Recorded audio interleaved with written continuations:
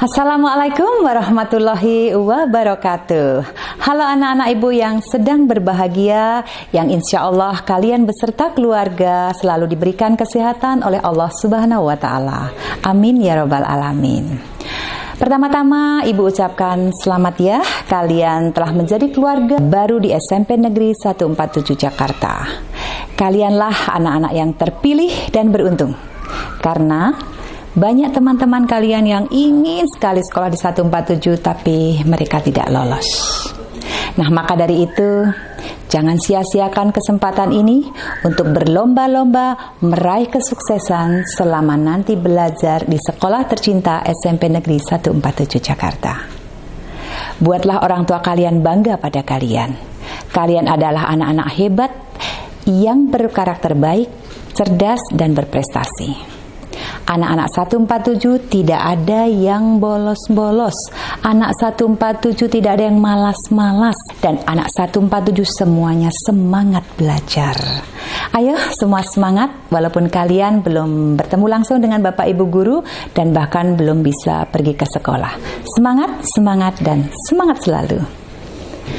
Pendidikan jarak jauh mengharuskan kita suka tidak suka, mau tidak mau harus memiliki satu alat yang disebut dengan handphone dan kuotanya tentunya.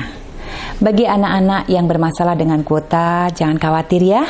Silakan hubungi wali kelas, nanti sekolah akan memberikan solusinya, seperti kebijakan Dinas Pendidikan Provinsi DKI Jakarta yang mewajibkan dan mengharuskan seluruh siswa DKI Jakarta wajib bisa melaksanakan pembelajaran jarak jauh. Oh ya anak-anak, ibu perkenalkan diri dulu ya. Ibu 1 tahun ini akan mengajar kalian ilmu pengetahuan alam atau yang sering disebut dengan IPA. Nama ibu, Ibu Puji Rahayu. Kalian boleh panggil Ibu Puji, boleh panggil Ibu Rahayu, yang jelas nggak boleh panggil Ibu IPA. Oke? Nah, kalian tahu nggak? Untuk menyemangati diri sendiri ibu memberi makna nama ibu dari tiap-tiap hurufnya loh. Puji, P-U-D-J-I. P berarti ibu maknai percaya diri. Ibu selalu percaya diri, tapi percaya diri bukan berarti sombong. U, usaha maksimal. Setiap tanggung jawab yang diberikan pada ibu diusahakan berhasil secara maksimal. D, disiplin. Disiplin landasan keberhasilan semua hal yang baik. J, jujur. Hidup harus jujur agar hati kita selalu tenang dimanapun kita berada. Dan terakhir I adalah iman yang kuat. Semoga ibu selalu diberikan kekuatan iman oleh Allah Subhanahu wa Ta'ala. Nah, gimana? Silakan kalian juga memaknai huruf demi huruf nama kalian dengan sifat atau karakter yang baik guna menyemangati diri kalian setiap langkah kalian. Oke anak-anak, yang ibu banggakan, perkenalan ibu cukup dulu ya. Sekarang mari kita mulai belajar IPA. Di semester ini IPA ada 5 KD atau 5 kompetensi dasar. Belajar IPA itu sangat menyenangkan. Mengapa?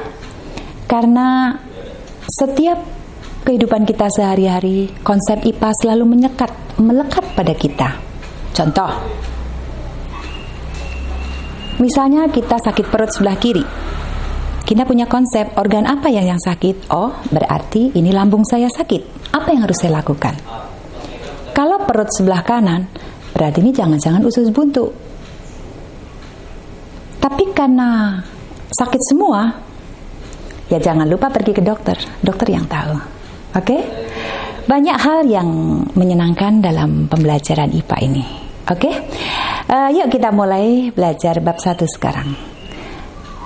Simaklah video berikut ini, kita mulai belajar IPA bab 1. Silakan.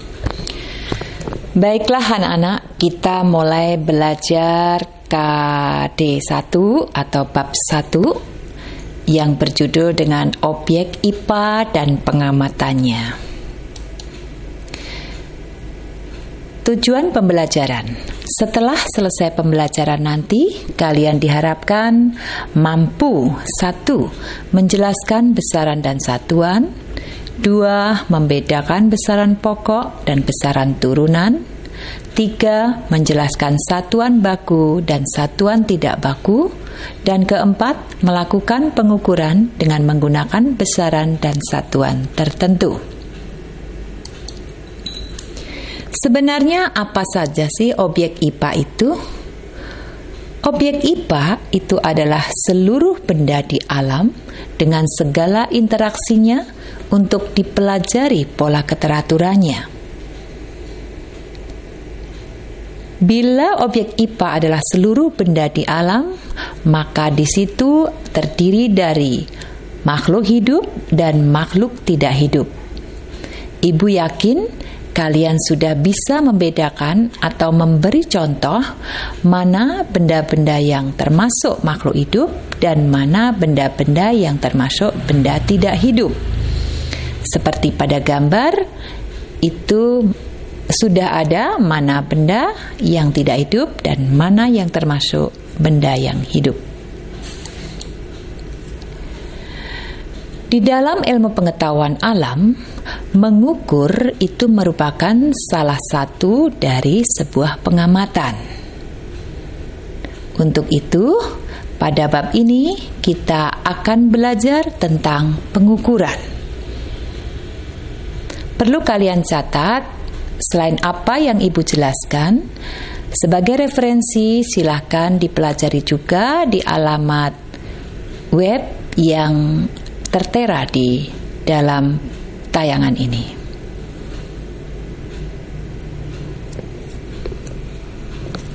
Sudah? Nah, tentunya kalian semua sudah pernah melakukan pengukuran, baik itu di rumah atau di sekolah atau dimanapun saja kalian berada. Sayangnya kita kali ini tidak bisa untuk langsung mengukur benda karena kita belajar jarak jauh.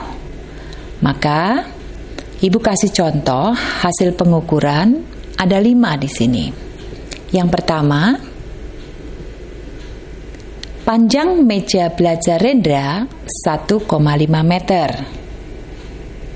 Yang kedua, tinggi badan Asto 150 cm. 3. Luas tanah ayah 200 meter persegi. 4. Kecepatan mobil HR-V putih itu 60 km per jam. Dan kelima, suhu badan saya 36,2 derajat Celcius.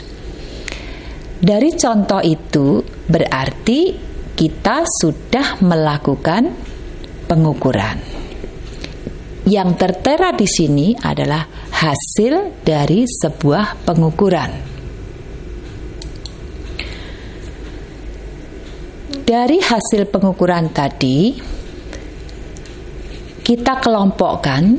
Yang pertama ada panjang, tinggi, luas, kecepatan, suhu. Itu semua di dalam IPA disebut sebagai besaran. Kemudian meter, sentimeter, meter persegi, kilometer per jam, Celcius, itu merupakan satuannya.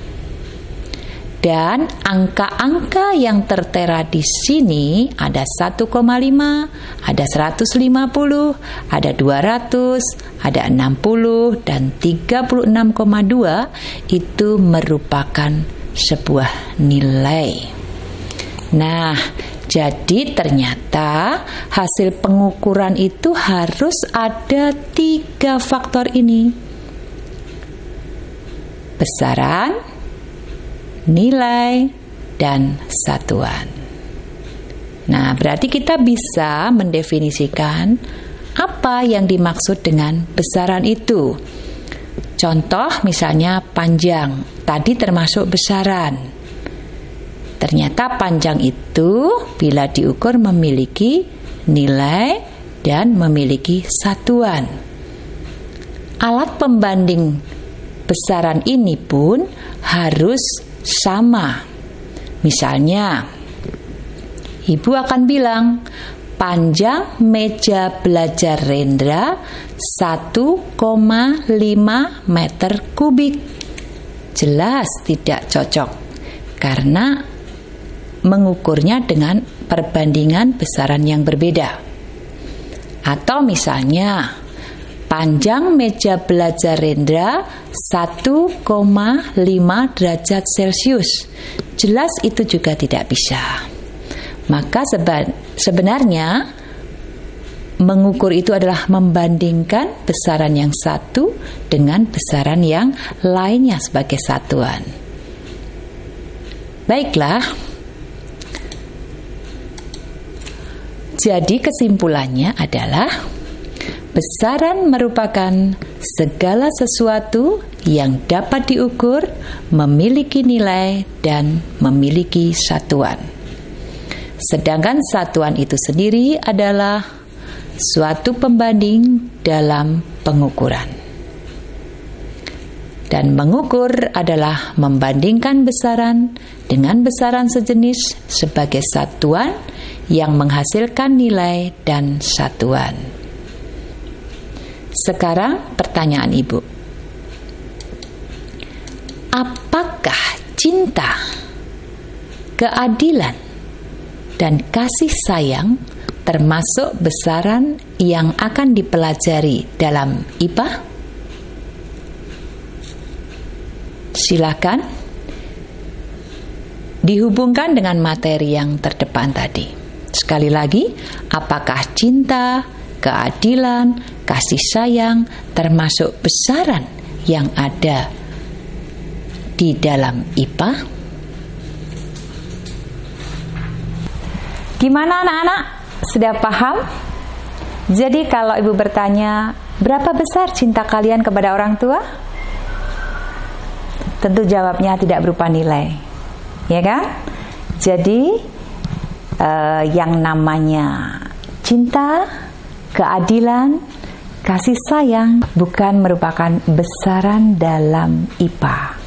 Karena yang namanya besaran itu sesuatu yang dapat diukur, yang memiliki nilai dan satuan. Sedangkan cinta, keadilan, kasih sayang tak terukur. Oke ya?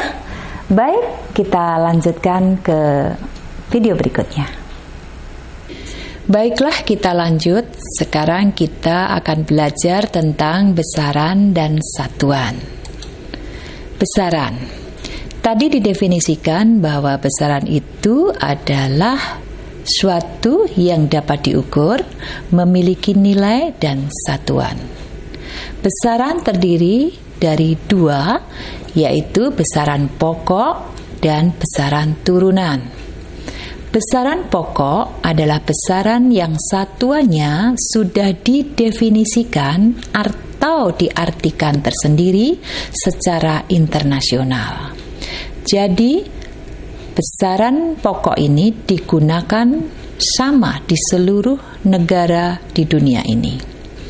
Dan besaran turunan adalah besaran yang satuannya diturunkan dari satuan besaran pokok. Baik, kita bahas satu persatu tentang besaran pokok dan besaran turunan. Ada 7 besaran pokok yang harus kalian tahu dan harus kalian hafal, dan ini berlaku di seluruh negara di dunia ini karena dia sudah bersifat internasional. 7 besaran pokok tersebut adalah yang pertama, panjang. Satuannya meter, massa, satuannya kilogram.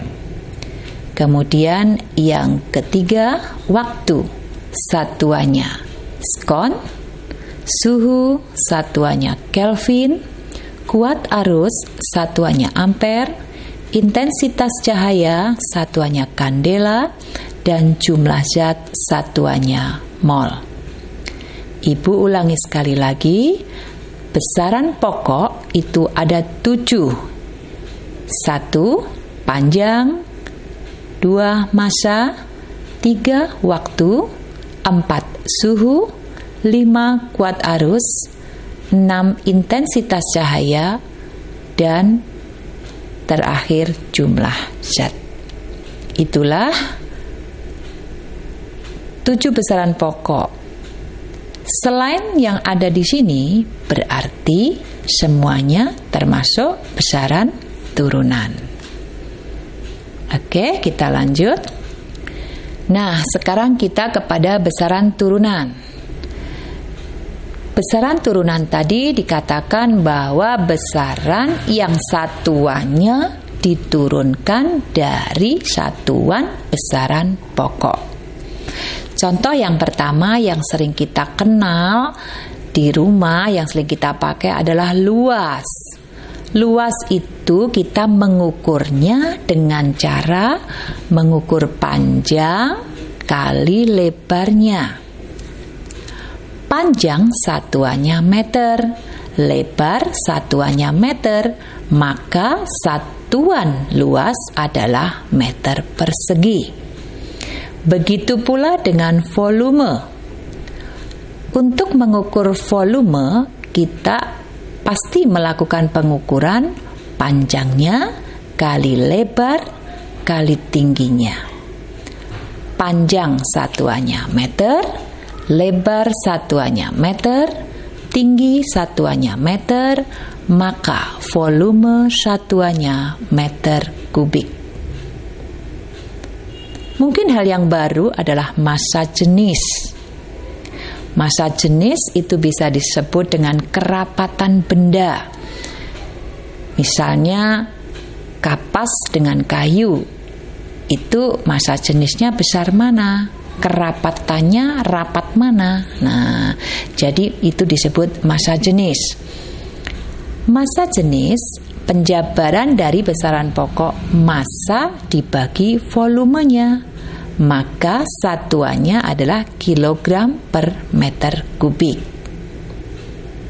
Yang sering juga kita dapati dalam kehidupan sehari-hari besaran turunan apabila kalian ikut orang tua naik motor, naik mobil, ya, itu pasti ada kecepatan di sana. Nah, kecepatan itu diturunkan penjabarannya dari besaran pokok apa?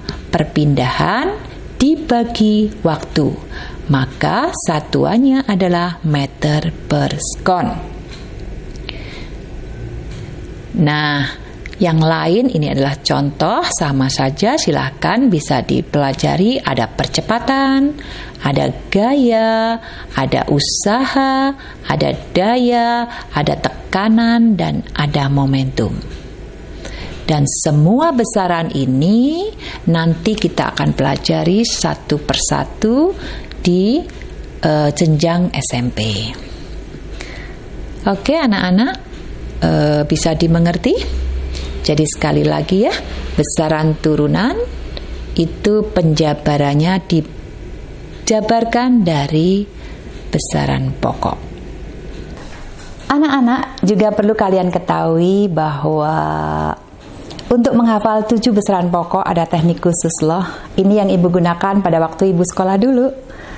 Ibu ingat lagu Pramuka yang lagunya satu kali menjadi siaga, itu kita jadikan 7 besaran pokok. Jadi lagunya gini. Panjang itu satuannya meter, massa itu satuannya kilogram, suhu itu satuannya Kelvin, waktu itu satuannya sekon, kuat arus satuannya ampere, intensitas cahaya kandela, jumlah zat satuannya mol. Itulah 7 besaran pokok. Nah, itu salah satu contoh. Kalian mau berpuisi boleh, mau lagu seriosa boleh, mau lagu yang kalian suka, misalnya yang suka itu grup kuburan, siapa itu? Nah, lupa. Nah, bisa juga panjang, satuannya meter, dan seterusnya. Itu hanya teknik menghafal, silahkan kalian punya teknik yang lain. Oke? Ini untuk penyemangat kalian juga. Oke. Lanjut ya. Satuan baku adalah satuan yang berlaku secara internasional, yang kita sudah kenal, meter, sentimeter, kilogram, meter kubik, celcius, dan sebagainya. Satuan baku ini sebagai contoh begini, kenapa dia berlaku internasional? Misalnya kita beli penggaris. Kita mau beli penggaris di Gramedia, mau di pasar, mau di warung sebelah rumah, yang namanya 30 cm ya sama. Artinya penggaris-penggaris itu dikumpulkan, yang tadi dari Gramedia, yang tadi dari pasar, yang tadi dari sebelah rumah, itu panjangnya akan sama. Bahkan kalau misalnya si Alisa, bapaknya pergi ke Singapura, oleh-olehnya adalah penggaris, dibandingkan dengan penggaris yang beli di Gramedia misalnya, itu panjangnya pasti akan sama. Karena apa? Karena satuannya sudah baku. Baik. Yang kedua adalah satuan yang tidak baku. Satuan yang apabila digunakan oleh orang yang berbeda, maka akan memberikan hasil pengukuran yang tidak sama. Yang kita kenal sebagai jengkal misalnya, hasta, genggam, depa, langkah, dan sebagainya. Nah, kita lihat contoh di sini seperti apa sih jengkal, hasta, dan sebagainya itu. Nah, inilah contoh-contoh satuan yang tidak baku. Misalnya jengkal tangan, berarti kalian lihat gambar dari ujung jempol sampai jari kelingking yang direntangkan. Satu depa berarti dua tangan yang direntangkan. Langkah berarti orang yang sedang melangkah. Kadang juga menggunakan tali. Ada genggam, ya genggaman kita. Kemudian hasta itu dari ujung jari sampai ke pangkal lengan. Nah, ini semua adalah satuan-satuan yang tidak baku. Kita lihat ada apa setelah ini. Nah, kita lihat sekarang. Mungkin kalian pernah melihat seorang penjual kacang rebus yang keliling. Mereka tidak pakai timbangan, tetapi mereka menggunakan muk. Penjual yang satu dengan penjual yang lain kadang-kadang besarnya muk itu berbeda. Ya, nah, ini mereka juga menggunakan satuan yang tidak baku. Oke, anak-anakku, itulah materi kita pada hari ini. Dan sebelum Ibu akhiri, ini ada tugas buat kalian. Lakukan pengukuran di rumah bersama adik, kakak, ataupun orang tua. Kemudian isi tabel berikut ini dan simpulkanlah dari hasil pengukuran yang kalian lakukan. Nanti Ibu perkuat tabel ini, Ibu sampaikan di WA, kemudian nanti dikumpulkan melalui Google Drive. Baiklah anak-anak, untuk lebih menambah wawasan kalian tentang satuan panjang, kalian bisa membuka alamat ini atau klik link ini di kolom deskripsi. Oke? Nah, ini juga tentang satuan waktu. Kalian bisa klik link berikut ini di kolom deskripsi. Baik anak-anak, untuk hari ini materi cukup sampai di sini. Terima kasih atas perhatian dan fokus kalian untuk mendengarkan video pembelajaran pada kali ini. Mudah-mudahan apa yang Ibu sampaikan kalian bisa paham, dan kita akan bertemu kembali di pertemuan yang kedua dengan lanjutan bahasan alat ukur besaran pokok. Terima kasih. Demikian perkenalan dan pembelajaran kita kali ini. Harapan Ibu semoga kalian paham.